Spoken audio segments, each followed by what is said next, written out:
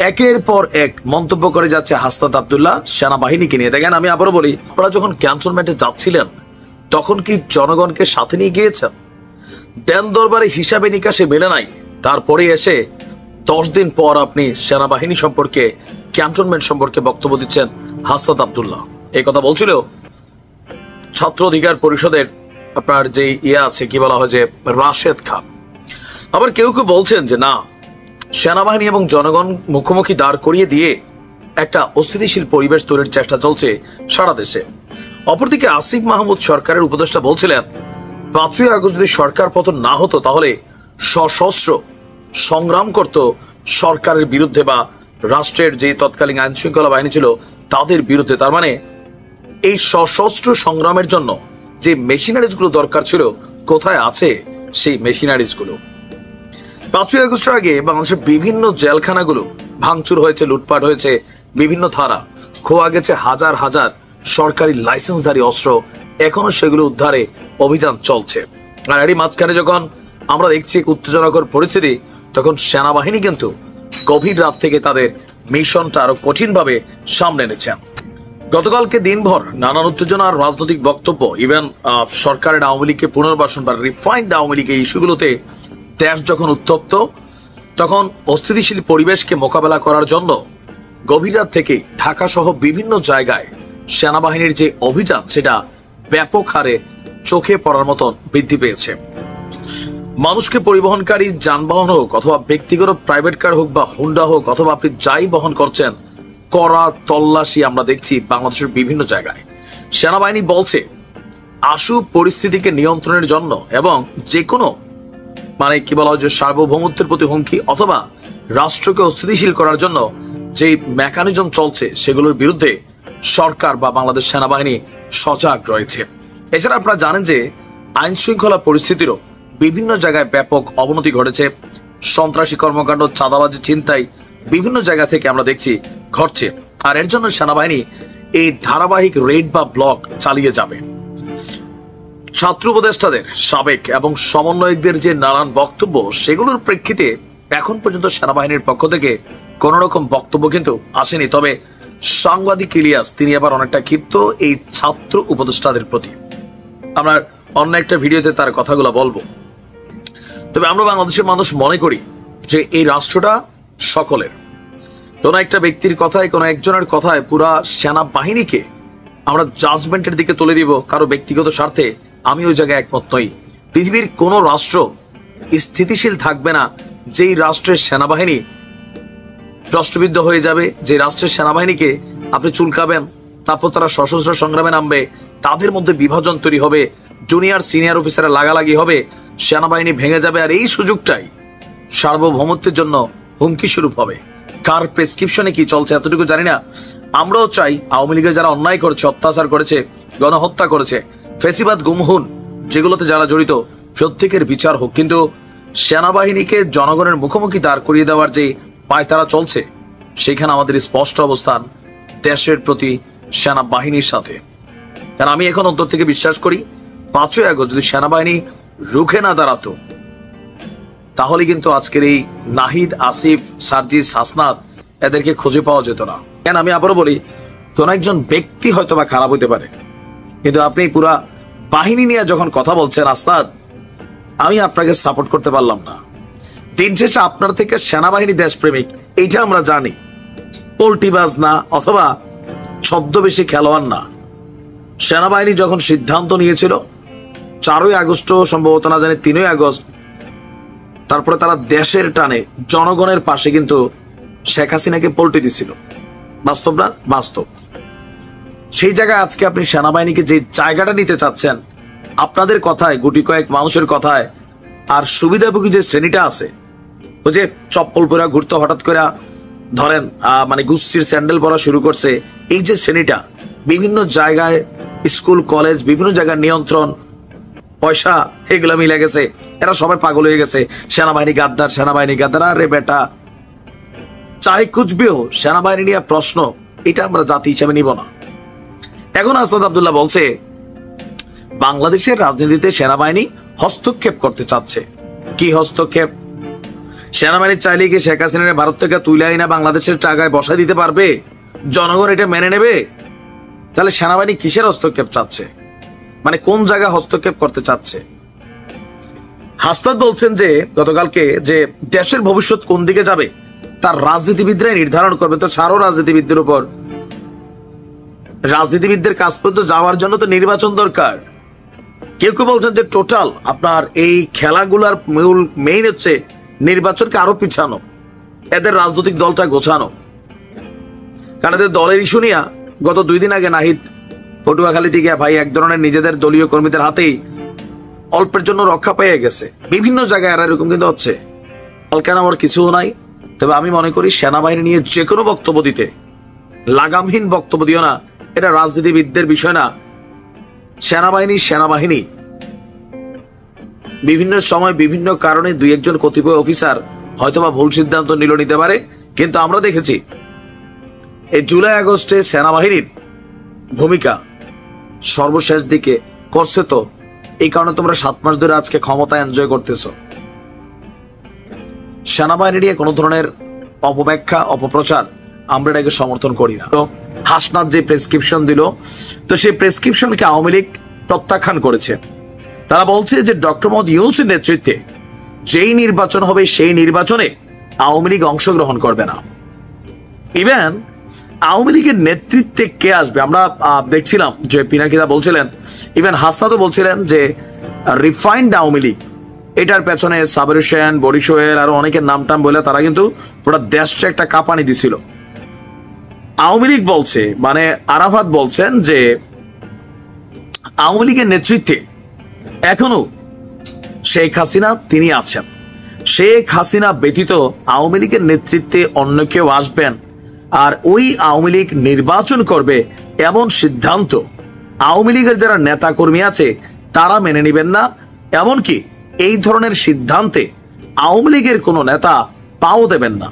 হয়তো পেছনে অনেক ঘটনা হইতে পারে যে বিষয়টাকে অংশগ্রহণমূলক একটা নির্বাচন দেখানোর জন্য আওয়ামী লীগকে শেখ পরিবার বিহীন নতুনত্ব করে একটা নির্বাচনে পার্টিসিপেট করে, যে দেখো সব দল তো অংশগ্রহণ করছে, আওয়ামী লীগ বিএনপি সবাই। শেখ হাসিনা অপরাধী, সো তিনি এখানে আসতে পারেন নাই, নির্বাচন করতে পারেন। কিন্তু আরাফাত বলছেন ভিন্ন কথা, যে আওয়ামী লীগের নেতৃত্বে শেখ হাসিনাই থাকবে। আর এই কথা থেকে আরেকটা কথা তো 100%, যদি আওয়ামী লীগের নেতৃত্বে শেখ হাসিনাই থাকে আওয়ামী লীগ চাইলেও নির্বাচন করতে পারবে না। কেন? আন্তর্জাতিক অপরাধ ট্রাইব্যুনালে যে পরিমাণ মামলা আছে, আর এই দেশে আমরা দেখছি যে মামলা দিয়া খালেদা জিয়ার জেল খাটানো যায় 2 কোটি টাকার দুর্নীতি মামলায়। মামলা দিয়া সাইদি সাহেবের মতন অনেকেই এখানে বিতর্কিত আছে, আলোচিত আছে, অনেক ঘটনা ঘটে গেছে। সো এই মুহূর্তে এই মামলাগুলোর যে ওজন, আওয়ামী লীগের 20-50-100 জন নেতার ফাঁসি হয়ে যাবে, এটা আশ্চর্য হওয়ার কিছু না। শেখ হাসিনার ফাঁসি নাও হইতে পারে, বাট তিনি গ্রেপ্তার হবেন, সরকার পতন বা পরিবর্তন পর্যন্ত তাকে জেলেই থাকতে হবে। এটা হচ্ছে প্র্যাকটিক্যাল অবস্থা। সো এই সিস্টেমে আওয়ামী লীগের যে সিদ্ধান্ত, তারাও নির্বাচন করতে পারবে না। আবার আওয়ামী লীগকে ভাঙা চুরে যে সিদ্ধান্ত বা পরিকল্পনা আমরা দেখছি, সেটাও বাস্তবায়ন হবে না।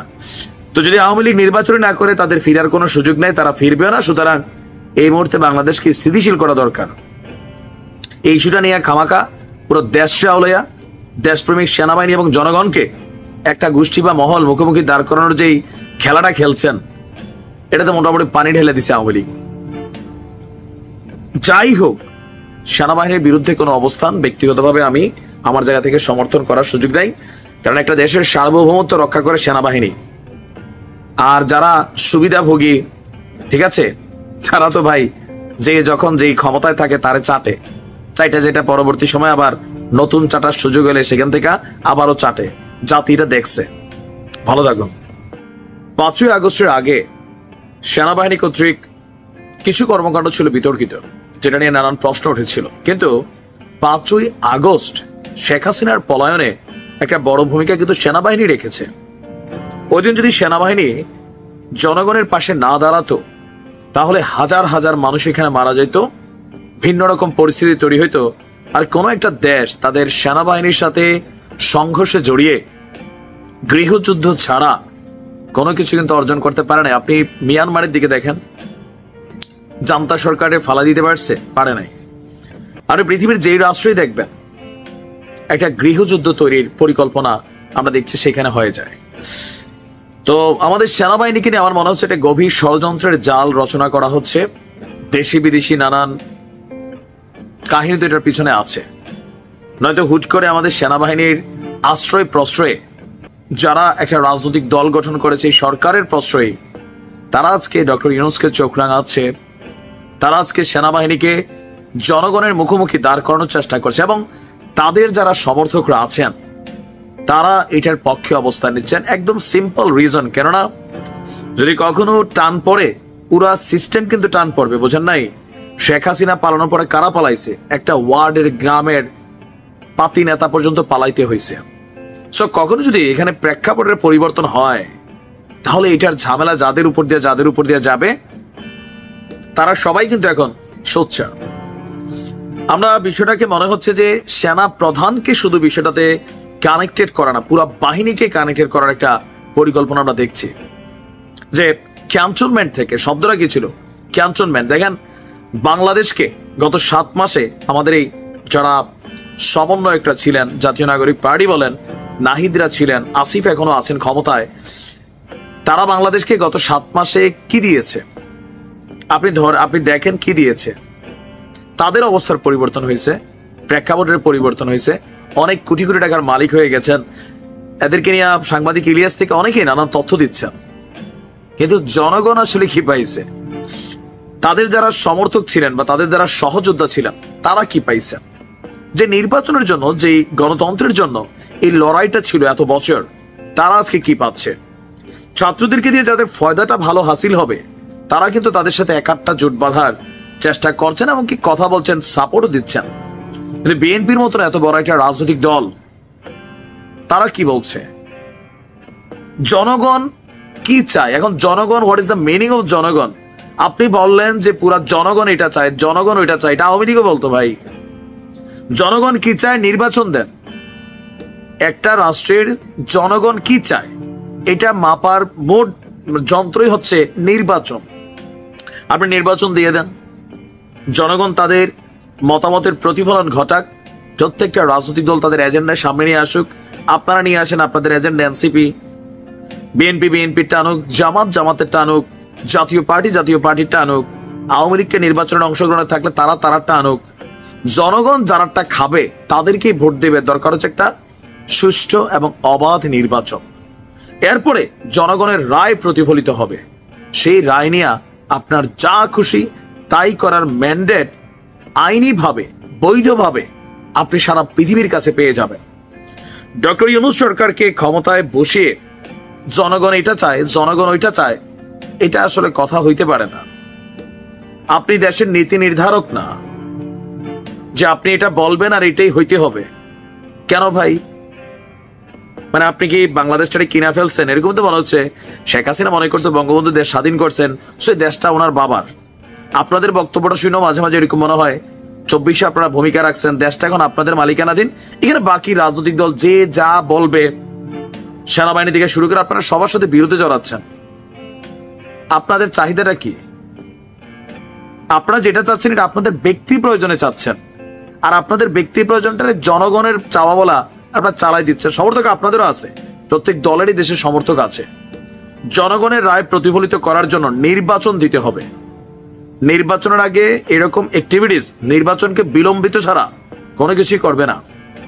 আমার তো সন্দেহ হয় নির্বাচন ডিসেম্বরে হয় কিনা, নাকি এই নির্বাচনকে পেছানোর জন্য দেশে আরেকটা অস্থিতিশীল পরিবেশ তৈরির প্রচেষ্টা চলছে। জনগণ বেছে নেবে তারা কি চায়। আপনি ভাবলেন জনগণ এটা চায়, এটা আওয়ামী লীগ ভাবতো, ভাবতে ভাবতে তো পতন হয়েছে, তাই না? ফেসিবাদ তাদের মধ্যে ঢুকে গেছে। কেন? তারা ভাবতো যে আমার ভাবনার বাইরে আর অন্য কোনো ভাবনা যদি আসে এটা দমাইতে হবে, এটা জামাত শিবির ট্যাগ দিতে হবে, মুক্তিযুদ্ধের বিরোধিতার শক্তি বলে ট্যাগ দিতে হবে।